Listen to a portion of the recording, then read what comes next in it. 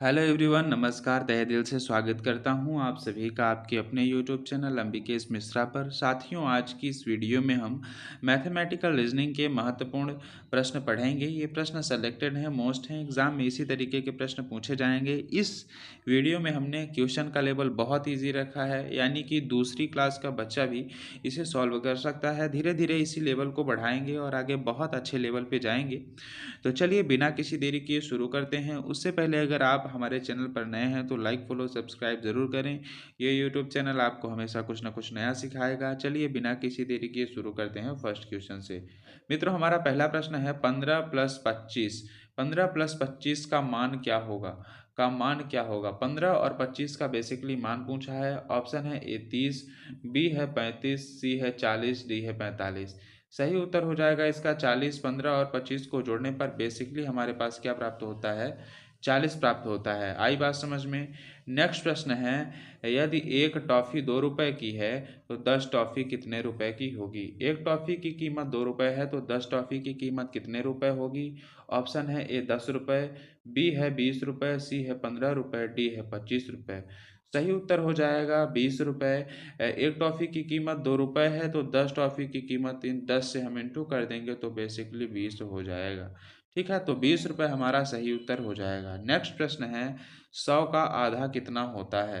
100 का आधा कितना होता है? ऑप्शन है ए 50, बी है 60, सी है 50, डी है 45।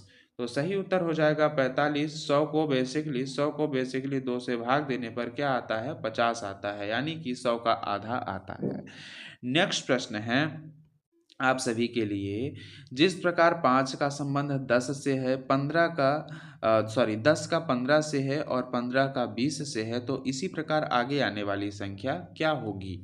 ऑप्शन है ए 22, बी है 25, सी है 30, डी है 21। सही उत्तर हो जाएगा 25। हर संख्या में 5 जोड़ा जा रहा है तो इसी प्रकार का लॉजिक जो है अगली संख्या में भी लगेगा। ठीक है, अब अगला प्रश्न है, एक त्रिभुज में कितनी भुजाएं होती हैं? ऑप्शन है ए 2, ऑप्शन नंबर बी है 3, ऑप्शन नंबर सी है 4, ऑप्शन नंबर डी है 5। सही उत्तर हो जाएगा 3। त्रिभुज की तीनों भुजाओं की आकृति बेसिकली घिरी हुई होती है तो इसमें 3 भुजाएं होती हैं।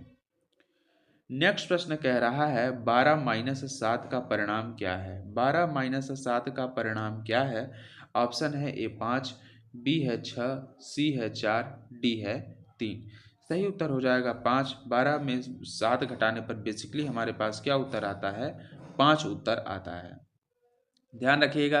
अगले प्रश्न की ओर चलते हैं। अब हमारा अगला प्रश्न कह रहा है, 1 रुपए में कितने पैसे होते हैं? ऑप्शन है A 10, option number B 50, option number C 100, option number D है 1000। सही उत्तर हो जाएगा 100। भारतीय मुद्रा में 1 रुपया 100 पैसे के बराबर होता है। ठीक है, अगले प्रश्न की ओर चलते हैं। अब हमारा अगला प्रश्न कह रहा है 4 × 4 का कितना है? 4 × 4 कितना होता है? ऑप्शन है ए 8, बी है 12, सी है 16, डी है 20। सही उत्तर हो जाएगा 16। 4 × 4 को अगर इंटू किया जाए तो बेसिकली 16 उत्तर आता है। अगला प्रश्न है, जीरो को किसी संख्या में गुणा करने पर क्या मिलता है? जीरो को अगर किसी संख्या में गुणा किया जाए तो क्या मिलता है? ऑप्शन है वही संख्या प्राप्त होती है, बी है 01 मिलता है, सी है 0 मिलता है, डी है 10 मिलता है। सही उत्तर हो जाएगा 0 मिलता है। अगर किसी संख्या को गुणा किया जाए 0 से तो बेसिकली हमें 0 ही प्राप्त होता है। अगला प्रश्न है, 1 घंटे में कितने मिनट होते हैं? ऑप्शन है ए 10, 1 घंटे में 50, बी है 60, सी है 100, डी है 120। सही उत्तर हो जाएगा 60। मानक समय के अनुसार 1 घंटा 60 मिनट, 1 घंटा इज इक्वल टू 60 मिनट के बराबर होता है। 1 घंटा इज इक्वल टू 60 मिनट के बराबर होता है। अगला प्रश्न कह रहा है, सबसे छोटी प्राकृतिक संख्या कौन सी है? ऑप्शन है ए 0, बी है 1, सी है 3, डी है 9। सही उत्तर हो जाएगा 1। गिनती 1 से शुरू होती है और इसकी पहली प्राकृतिक संख्या बेसिकली क्या है? 1 है। आई बात समझ में? नेक्स्ट प्रश्न है, 9 + 9 + 9 इज इक्वल टू कितना होता है? यानी कि 9 + 9 + 9 इज इक्वल टू कितना हो जाएगा? 27 हो जाएगा, यानी कि 9 का 3 बार ही योग किया गया है। अगला प्रश्न है 20 का 10% कितना होगा। तो 20 का 10% कितना होगा। बेसिकली 20 का 10% कितना होगा, 20 का 10% निकालना है। कितना, 20 का 10% कितना होगा। तो 0 से 0 क्रॉस, 0 से 0 क्रॉस, 0 से 0 क्रॉस, 2 1 कम 2, यानी कि 2 जो है वो 20 का 10% होगा। ये चीज़ें आपको ध्यान रखनी है। अगला प्रश्न है विषम संख्या, यानी कि इसमें अब बताना है इवन नंबर और ऑड नंबर। ऑड नंबर का मतलब होता है विषम संख्या, इवन नंबर का मतलब होता है सम संख्या। तो ऐसी संख्याएं जो 2 से पूर्णतः विभाजित हो जाएं वो सम संख्याएं कहलाती हैं, और ऐसी संख्याएं जो 2 से पूर्ण तरीके से विभाजित नहीं होती वो विषम संख्याएं कहलाती हैं। आपके ऑप्शन है ए 2, बी है 4, सी है 7, डी है 8। सही उत्तर हो जाएगा 7, क्योंकि 2 से 2 पूर्ण तरीके से विभाजित हो जाएगा, 2 से 4 पूर्ण तरीके से विभाजित हो जाएगा, 7 नहीं होगा, इसीलिए हमारा सही उत्तर हो जाएगा।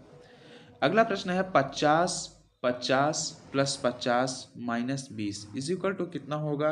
तो 50 प्लस 50 100 हो जाएगा, और माइनस 20 इज इक्वल टू 80 हो जाएगा। ठीक है ना।